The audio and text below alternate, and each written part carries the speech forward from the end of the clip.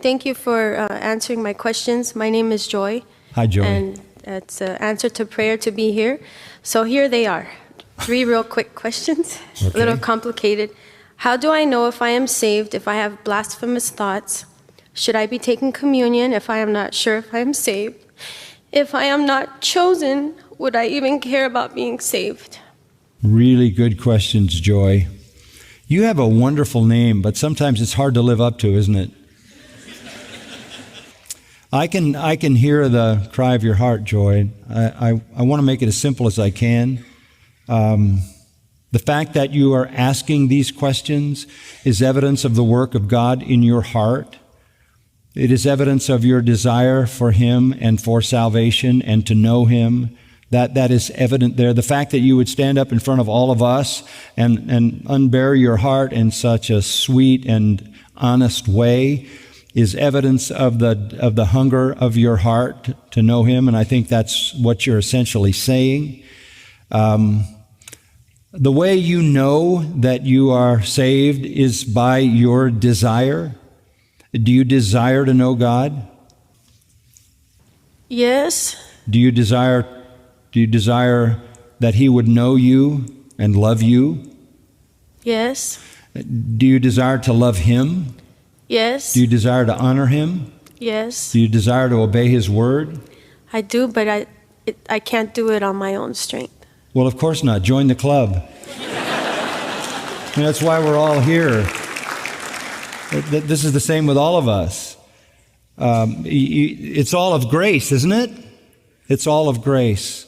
The Apostle Paul in Romans 7 helps us because this is the Apostle Paul. This is the one that we would elevate as the supreme example of a Christian. And he says, he calls himself a wretched man because he says, I do what I don't want to do and I don't do what I want to do.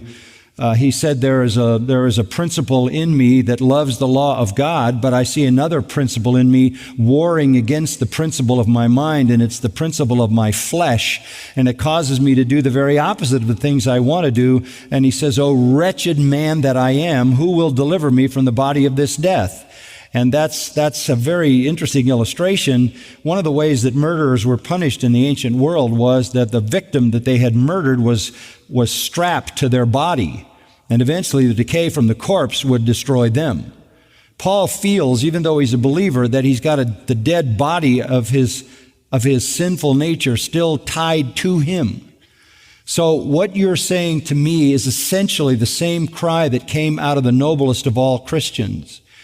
And that very cry is evidence of the work of God in your heart, that you desire to know God, to be loved by God, to love God, to honor God, to obey God, and that you know you can't is a statement of a genuine believer, because you recognize that you aren't everything you should be, and you are utterly dependent upon God Himself and upon the Holy Spirit. That's true of your salvation. You can't save yourself and you can't sanctify yourself. So you're where all honest Christians live. You're saying, I'm not what I want to be, but I know what I want to be. I'm not what I ought to be, but I know what I ought to be.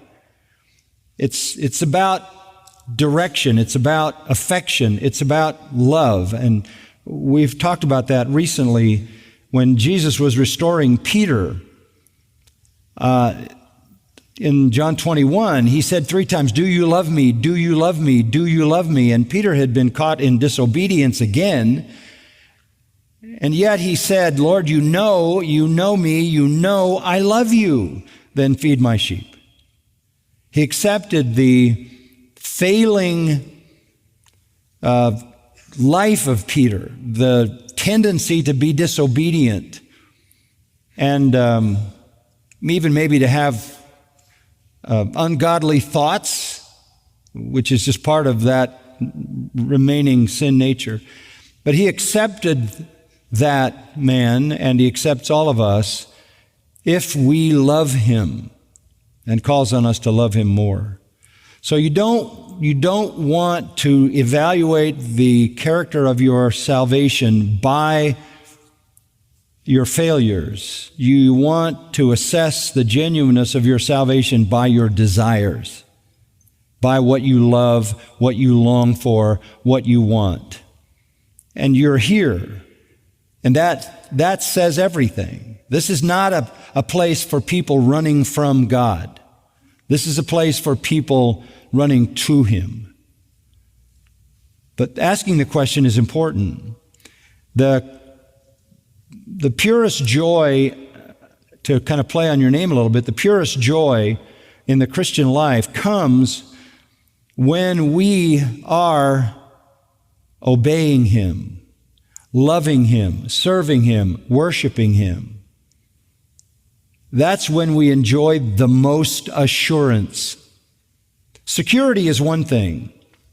Security means that I am saved and He will keep me until I see Him face to face. I'm secure in Him. That's not assurance. Assurance is the confidence I have in my mind of my salvation. Many people are saved, they're secured by God in that salvation, but they don't always have the assurance. Why do we struggle with assurance?